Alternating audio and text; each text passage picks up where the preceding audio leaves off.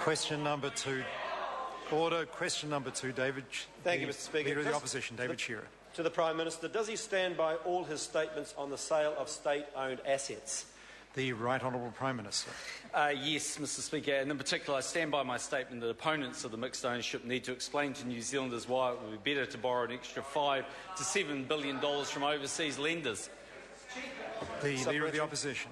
To the Prime Minister, which provisions in the mixed ownership model bill meet his commitment that, quote, mum and dad will be at the front of the queue? Yes. The Right Honourable Prime Minister. Mr. Speaker, that's not necessary in the legislation because the government has complete control of the book building process. That's been the clear instructions to the investment bankers. And I know why that member is asking that question. This is the reason.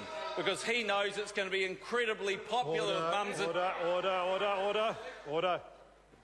The question was a perfectly fair question and didn't deserve that last part of the answer. Order.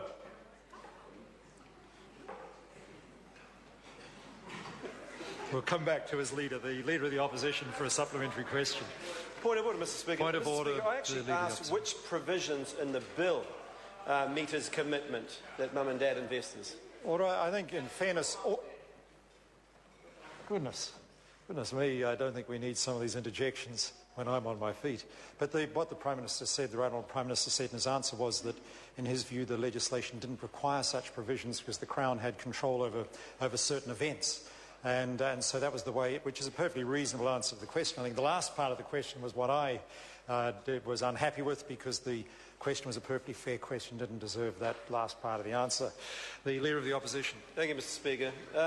Does he stand by his commitment in the TVNZ Leaders debate last year that the mixed ownership model would have, quote, 85 to 90% of the entire company owned by New Zealanders?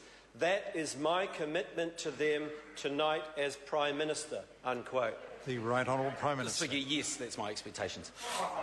The Leader of the Opposition. Which provision in the bill gives effect to his commitment to New Zealanders as Prime Minister that 80 to 90% of SOEs being sold would remain in New Zealand hands? The Right Honourable Prime Minister. Well, Mr. Speaker, as I said, that's not required because the book build is the important process. That's how you determine who gets the shares or not. Although I would note this, Mr. Speaker, that there's a great deal of scepticism from the opposition that New Zealanders will want to buy these shares, despite the fact that they're actually sitting on $100 billion in deposits at the moment. And interestingly enough, Ports of Tauranga, back in April of 2008, had 66.5% of their shares owned by New Zealanders. Today it's 70%. The Leader of the Opposition. Thank you, Mr. Speaker. Is it correct that under the current provisions of the bill, half a dozen foreign investors could legally purchase all the listed shares? The Right Honourable Prime Minister. Mr. Speaker, no, because the limit is 10% and 6 times 10 is 60 and the government's keeping 51%. Dr. Russell Norman. Thank you, Mr. Speaker. Order. Please, both front benches. I've called Dr. Russell Norman. I want to hear his question.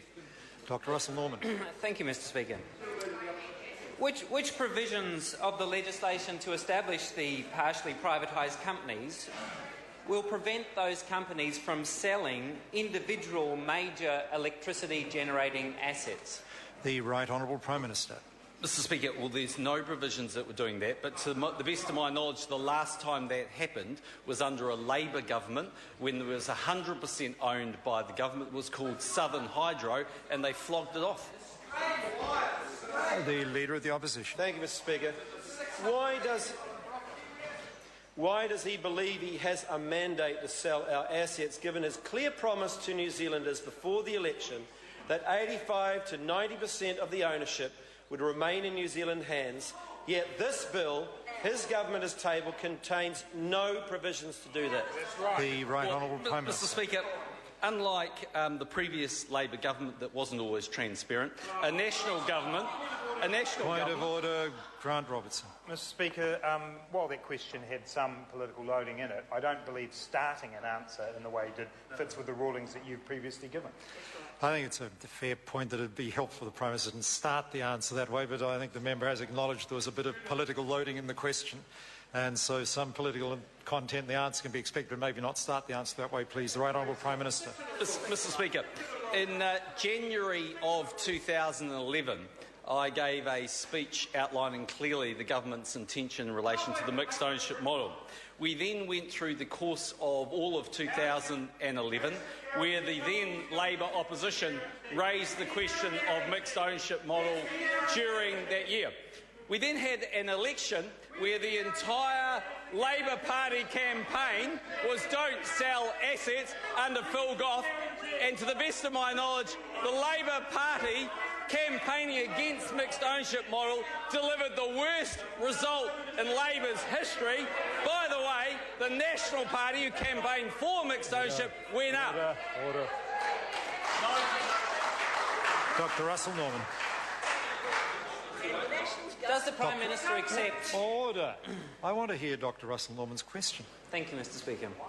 Does the Prime Minister accept that election campaigns are fought on a multitude of issues and parties win or lose votes on a multitude of issues, and that every poll done on this specific issues shows that the majority of New Zealanders do not support the plan to partially privatise the assets?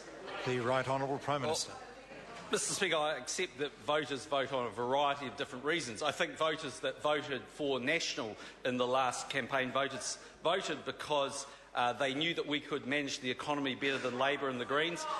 They knew that we would have a better jobs program than Labor and the Greens. They knew we would run the health system better than Labor and the Greens. They knew that we would run the police force better than Labor and the Greens.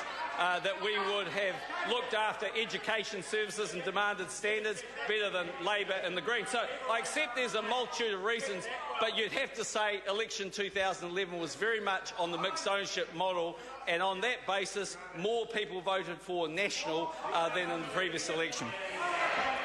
The Right Honourable Winston. Order. The Right Honourable Winston Peters. If the Maori Party is against these sales, and if the United Future Party campaigned in their television and other advertising on the water being sacrosanct and kept in the hands of the public, where does he get his majority from? The Right Honourable Prime Minister. Well, Mr Speaker, we get that from the parliamentary majority. 59 plus 1 equals 61. But Mr Speaker, there's been a variety of times in our history where we've looked at selling assets in the mixed ownership model. I mean, for instance, in 1998, here's the prospectus for Auckland airports signed off by the Deputy Prime Minister and Treasurer, the Right Honourable Winston Peters, who sold Auckland airports and who in 2008 campaigned on Kiwi Bank being profited. Order.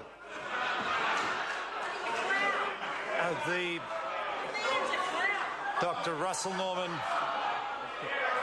Order. I want to hear Dr Russell Norman's question. Thank you, Mr Speaker. Does the Prime Minister accept that the polls that have been done, which show 60% plus opposition to his partial privatisation plans, are accurate, or does he believe that there is some mistake and he actually has a mandate for his privatisation plans? The Right Honourable Prime Minister. Mr Speaker, I think there's a difference between an electoral mandate and what a poll might say. And except on a variety of different issues, there are strongly held views. I remember the Green Party being strongly in favour to changes around the smacking legislation in New Zealand, and the polls being vehemently opposed to that change. Supplementary. Dr Russell Norman. Thank you, Mr Speaker. Order. I want to hear the supplementary question. Thank you, Mr Speaker. Dr Russell Norman. Thank you, Mr Speaker. Does he believe it is short-sighted to deal with the government's current budget issues, in part due to the government's own making, to deal with those issues by privatising assets that have been built up by generations of New Zealanders, and which this government is just a guardian to pass on to the next generation? The Right Honourable Prime Minister. No, the mixed ownership model was there for a variety of extremely sound reasons. For a start off, it's to give New Zealanders an opportunity to have some quality assets to invest in. Because, Mr Speaker, this is actually what opponents of the mixed ownership model are saying. They are saying it's okay for the New Zealand Super Fund to be the custodian of $17 billion worth of New Zealanders' assets to invest in just about every single Australian energy company, but not to be allowed to invest in New Zealand energy companies with the exception of Contact. Mr Speaker, secondly, the government wants to expand the balance sheet, not contract the balance sheet. In 5 years' time, we'll have $22 billion more of assets. Thirdly, Mr Speaker, I don't know whether the member watches TV, but if he does, he'll see countries that are highly indebted like Greece and realise that's not the right way to be going.